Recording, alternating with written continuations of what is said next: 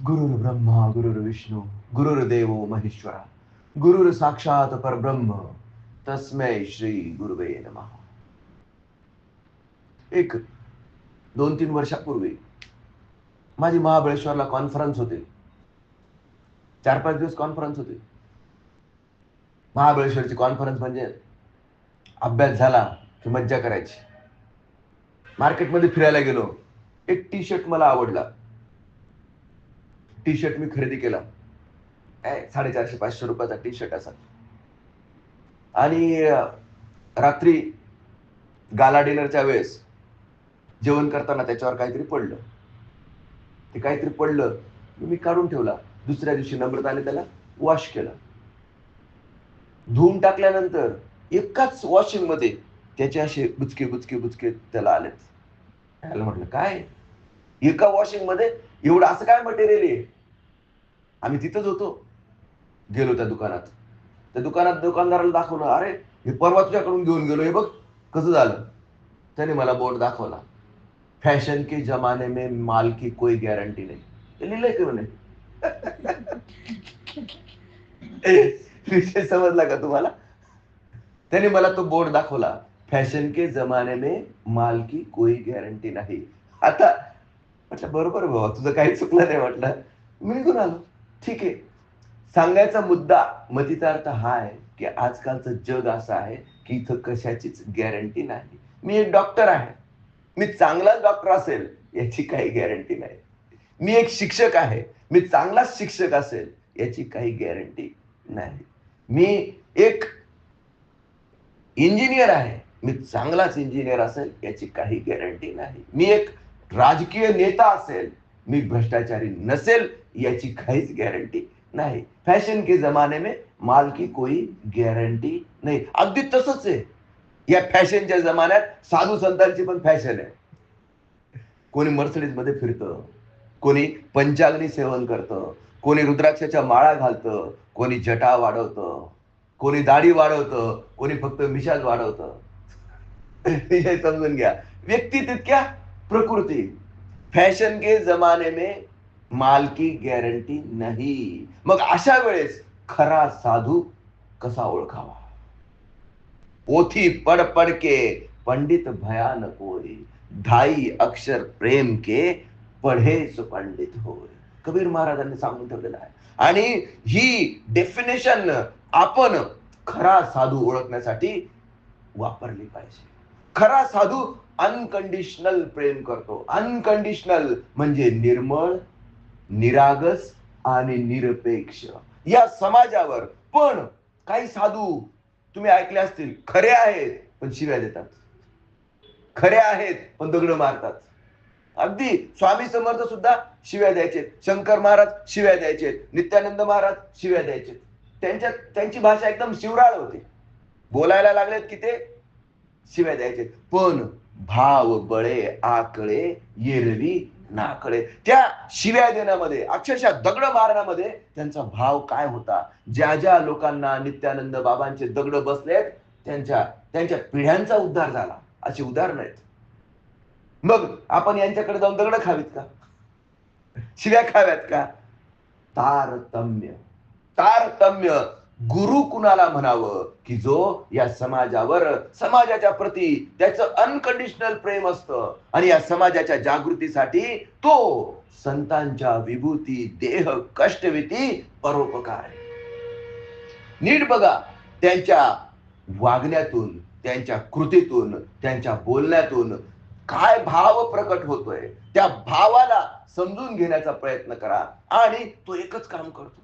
तो एकच काम करतो म्हणजे या समाजाला जोडण्याचं काम करतो. त्यालाच म्हणतात योग. जोडण्याचं काम करतो. आता समजा इथं मी फ्रीज आणून ठेवलं. फ्रीज आणून ठेवलं तर ते थंड होईल का. नाही होणार. जोपर्यंत तुम्ही त्याला प्लग मध्ये इन्स्टॉल करत नाहीत तोपर्यंत. इथं 20,000चं 25,000चं जरी फ्रीज आणून ठेवलं तरी जोपर्यंत तुम्ही त्याला इन्स्टॉल करत नाही, जोपर्यंत त्याच्यातून इलेक्ट्रिक करंट वाहत नाही तोपर्यंत त्याच्यात बर्फ तयार होत नाही. Yes or no. अगदी तसंच आहे. हा जो खरा सद्गुरू असतो त्याला कशाचीही अपेक्षा नसते, तो निरपेक्ष असतो, निरपेक्ष असतो. आणि जे जे आपणाशी ठावे ते ते इतरांना सांगावे, ज्ञानी करून सोडावे सकळ जन. निरपेक्षपणे तो काय करतो, इन्स्टॉल करतो, इन्स्टॉल करतो. आणि हा फ्रीज इन्स्टॉल झाला की थंड होतो. थंड म्हणजे गारवा. आपल्या आयुष्यात शांतता, गारवा यायला लागतो. जेव्हा जेव्हा तुम्ही परमात्म्याच्या, तुम्ही वृक्षाच्या छायेमध्ये बसलात तर तुम्हाला गारवा लागणार की नाही लागणार? But natural. ह्या जीवनाच्या उन्हाळ्यात जेव्हा तुम्ही भगवंताच्या सावलीत येतात तेव्हा तुम्हाला गारवा लागतो, म्हणजे लागतो. This is pure science, this is pure science. मग कसं ओळखायचं? की ज्याच्या सहवासात गेल्याने मस्त वाटतं, ज्याच्या सहवासात गेल्याने गारवा वाटतो, तोची साधू ओळखावा, देव तेथेची जाणावा.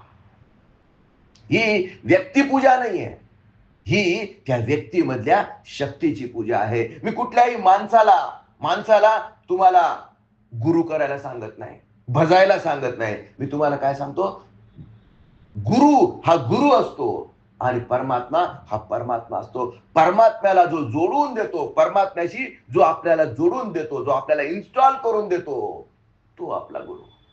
नीट समजून घ्या. आणि हा गुरु आपल्या आयुष्यात ओळखणं, आपल्या आयुष्यात येणं खूप महत्वाचं आहे. स्थित प्रज्ञ अवस्था असते, कुठल्याही गोष्टीची अपेक्षा नाही, फक्त निर्मळ, निरपेक्ष आणि निरागसपणे तो या झोपलेल्या समाजाला जागृत करतो की यारे यारे लहान थोर, तुका म्हणे मांडले दुकान, ते तो मोलावीन साऱ्या वस्तू. बाह्य अवडंबरांवरून किंवा बाह्य कपड्यांवरून, त्याच्या बोलण्यावरून, त्याच्या चालण्यावरून आपण निष्कर्ष काढू शकत नाही. तर त्याचा भाव काय आहे, हे सगळं करण्यामागे त्याचा भाव काय आहे, हे जोपर्यंत आपण नीट समजून घेत नाही तोपर्यंत आपल्याला खरा साधू समजत नाही. त्याला त्याच्यात निरपेक्षता इतकी कुठून भरलेली असते की की तो कधीही पदच्युत होत नाही. आणि तुम्हाला मी सांगतो, काम, क्रोध, मद, मोह, मत्सर, ईर्ष्या, द्वेष, आळस आणि प्रमाद याच्या प्रती तो कायम सजग असतो. कधीही तुम्हाला त्याच्यात ह्या गोष्टी दिसणार नाहीत. आणि जर दिसत असतील तर सावध व्हा, दिसत असतील तर सावध व्हा. दया, प्रेम, भक्ती, श्रद्धा आणि आनंद जिकडे तिकडे त्याच्या सहवासात जेव्हा ह्या गोष्टी तुम्हाला प्राप्त होतात तेव्हा ऑटोमॅटिकच खरा साधू कोण, खरा संन्यासी कोण हे लक्षात येतं. नाहीतर तोथांड आणि पाखंड माजवणारे आजच्या युगात फॅशन के जमाने में माल की कोई गॅरंटी नाही. आपण ओळखला पाहिजे, आपण समजून घेतला पाहिजे. अशीच एक राज्य होतं आणि त्या राज्यात एक खरा साधू झोपडीत त्याची दिवसभर साधना करायची. भूक लागली तेव्हा भिक्षा मागून आणायची आणि त्याच्याजवळ काहीच नव्हतं. 2 लंगोट्या, अंगावरचं ते उपरणं आणि हातातलं ते खप्पर, याच्या पलीकडे त्याच्याजवळ काहीही नव्हतं. ज्या झोपडीत तो राहायचा तिथं दिवसभर साधन भजन करायचं आणि भूक लागली की गावातून मागून आणायचं. पण त्याचा एक नियम होता, तो ज्याच्याकडून मागून आणायचा त्याला काही ना काही अशा गोष्टी सांगायचा, असे वाक्य सांगायचा की त्याच्यामुळे त्याच्या आयुष्यात परिवर्तन व्हायचं. आणि त्याची ख्याती हळूहळू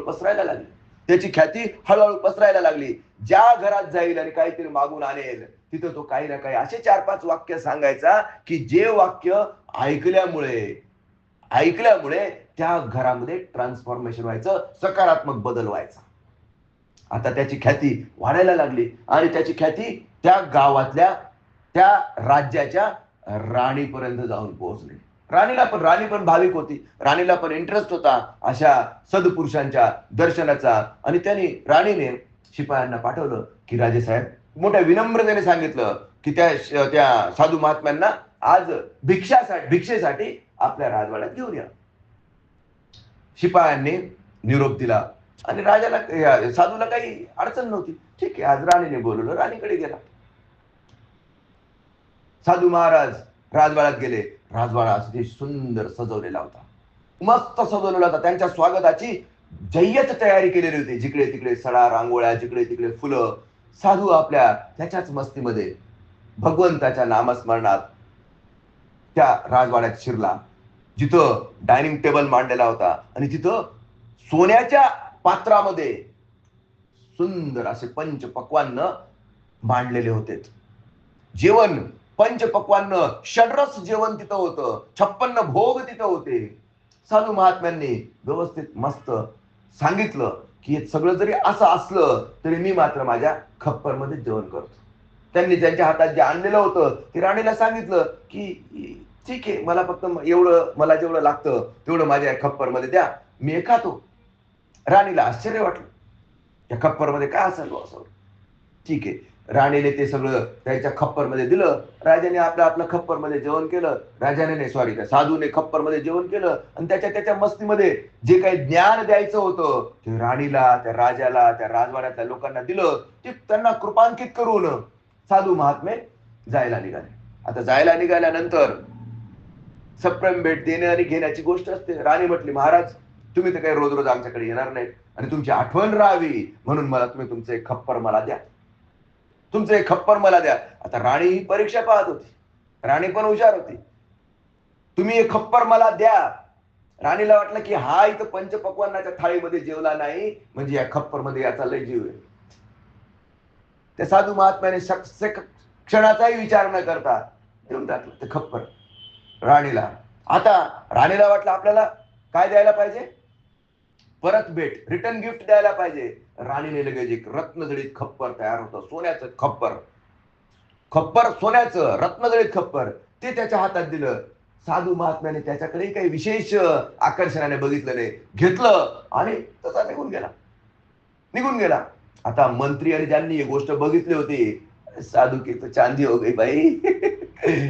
मातीचं खप्पर दिलं आणि रत्नजडित सोन्याचं खप्पर त्या साधूला मिळालं. तिथं चिव चिव चिव चिव चिव राजवाड्यात चालू झाली. साधूला मात्र काहीही फरक पडला नाही. तो स्थितप्रज्ञ होता, तो स्थितप्रज्ञ होता. मातीचा खप्पर काय आणि सोन्याचा खप्पर काय, रत्नजडित खप्पर काय, सब मट्टी है, सब मट्टी है, ह्या भावात तो गेला. आता ही चर्चा गावात आणि राज्यात पसरली. आता राज्यात चोर पण असतात, राज्यात चोर पण असतात. चोरांना वाटलं की रत्नजडित खप्पर साधूच्या काय कामाचं, आपण रात्रीतून याला चोरून आणावं. साधू आपला त्याच्या तल्लीन भजनामध्ये भजन करायचं, त्याचं साधन भजन त्याचं चालू होतं. आणि 10-12 दिवस झाले चोराने प्लॅन बनवला की आपल्याला जायचं आणि याचं खप्पर चोरून आणायचं. चोर बरोबर त्याच्या झोपडीच्या बाहेर एका झाडाच्या मागे दुःख धरून बसला की आता साधूचं भजन कीर्तन कधी संपेल, तो जेवण करेल आणि तो झोपून घेईल. आणि झोपला की आपण चुपचाप जायचं, खप्पर, सोन्याचं खप्पर, रत्नजडित खप्पर उचलून निघून जायचं. हा त्याचा प्लॅन होता. आता साधूचं साधन भजन रात्री 12 पर्यंत चाललं. 12 वाजता त्याने त्या खप्पर मध्ये जे होतं ते थोडस त्या सोन्याच्या खप्पर मधलं खाल्लं आणि मस्तपैकी तिथंच झोपायची त्याची तयारी झाली. पण हे सगळं झाल्यानंतर त्याने ते खप्पर घेतलं आणि दिलं असं बाहेर फेकून दिलं. बाहेर फेकून दिल्यानंतर चोराला मात्र आश्चर्य वाटलं, अरे सोन्याचं रत्नजडित खप्पर बाहेर दिलं फेकून. तो चोर आत आला, साधू महाराजांच्या समोर नतमस्तक झाला आणि त्याने विचारलं, महाराज तुम्ही हे सोन्याचं रत्नजडित खप्पर बाहेर का फेकून दिलं. महात्मा त्याला म्हटले, जर मी हे बाहेर फेकलं नसतं तर तू आत कस काय आलास. विषय समजला का तुम्हाला, तू आत आलास. आता बस हे ज्ञान ग्रहण कर. आणि मला ह्या खप्परचा फक्त एकच उपयोग माहितीये आणि ते म्हणजे या पात्रामध्ये मला भोजन ग्रहण करता आलं पाहिजे. हे खप्पर मातीचं आहे, लोखंडाचं आहे, सोन्याचं आहे का रत्नजडित आहे याच्याने मला फरक पडत नाही. विषय समजून घ्या. इतकं निर्मोही असणं आणि आजपर्यंत साधू संन्यासाला असं निर्मोही या चोराने बघितलं नव्हतं. तो चोर नतमस्तक झाला.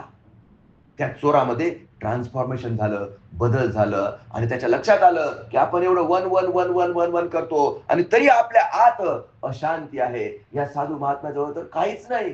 हे रत्नजडित खप्पर सुद्धा त्याने बाहेर भिरकावून दिलं. म्हणजे याला कसलाच मोह नाही. अशा निर्मोही साधू संतांसमोर तो नतमस्तक झाला आणि साधूने पण त्याला सांगितलं, त्या महात्म्याने पण त्याला सांगितलं की साधू कसा असतो. तू इथं आलास, तुझ्यामध्ये ट्रान्सफॉर्मेशन व्हावं यासाठीच भगवंताची ही लीला आहे की तू इथपर्यंत येऊन पोहोचला. आणि त्या दिवसापासून एक चोर त्या साधूचा शिष्य बनला, एक संन्यासी बनला. विषय समजला का? विषय पूर्ण झाला. असा निरपेक्ष साधू, असा निर्मळ जगतावर प्रेम करणारा साधू, शत्रूवरही प्रेम करणारा साधू, खरा साधू ओळखावा. आणि असा साधू ओळखून तो फक्त देवाशी आपलं काय करून देतो, परमात्म्याशी आपलं काय करून देतो, कनेक्शन करून देतो, कनेक्शन इन्स्टॉल करून देतो. आणि त्याच्या या इन्स्टॉलेशन मध्ये नंतर जसा नुसता रिकामा फ्रीज, अनइन्स्टॉल्ड फ्रीज, मी हे सगळे आजूबाजूला आपल्या आजूबाजूला जे माणसं बघतोय ना, हे सगळे अनइन्स्टॉल्ड फ्रीज आहेत. फ्रीज आहेत, यांच्यात शांतता निर्माण होऊ शकते, यांच्या आयुष्यात शांतता येऊ शकते. पण अनइन्स्टॉल्ड आहेत. अनइन्स्टॉल्ड म्हणजे काय? त्यांना अजून प्लगला जोडलेले नाहीत. तर खरा जो साधू असतो तो काय करतो, या अशा अनइन्स्टॉल्ड फ्रीजला परमात्म्याशी जोडून देतो आणि यालाच म्हणायचा खरा योग. आणि एकदा का आपण त्याच्याशी जोडलं गेलो की आपल्या भौतिक जीवनात समृद्धी येते, आपल्या मानसिक जीवनात शांतता येते आणि आपल्या आध्यात्मिक जीवनात परम आनंद आपल्याला प्राप्त होतो. तुमच्याही आयुष्यात ही समृद्धी, ही शांतता आणि परम आनंदाचा आविष्कार व्हावा. माझा इमानदारीने प्रयत्न असतो की तुम्हाला या गुरु परंपरेशी जोडून तुमच्या आयुष्यात हे सगळं तुम्हाला प्राप्त व्हावं जे तुम्हाला हवं आहे. आरोग्य, आत्मोन्नती आणि विश्व शांतीचं लक्ष ठेवून कोणी कीर्तन करतं, कोणी भजन करतं, कोणी रुद्राक्षाच्या माळा घालतं, कोणी लंगोटी घालतं, कोणी अभंग लिहितं, कोणी चरित्र लिहितं. पण जो चित्ती वचनी कृतीत यावी, जो त्याच्या कृतीने या झोपलेल्या समाजाला जागृत करतो, तोच खरा साधू ओळखावा, देव तेथेची जाणावा. तुम्हाला हे ज्ञान प्राप्त व्हावं, तुम्ही स्वतःला इन्स्टॉल करून तुमच्या आयुष्यात हे सगळं प्राप्त करून घ्यावं जे तुम्हाला हवं आहे. या शुभेच्छेसह आजच्या सत्संगाला आपण विराम देऊया. श्री गुरुदेव दत्त.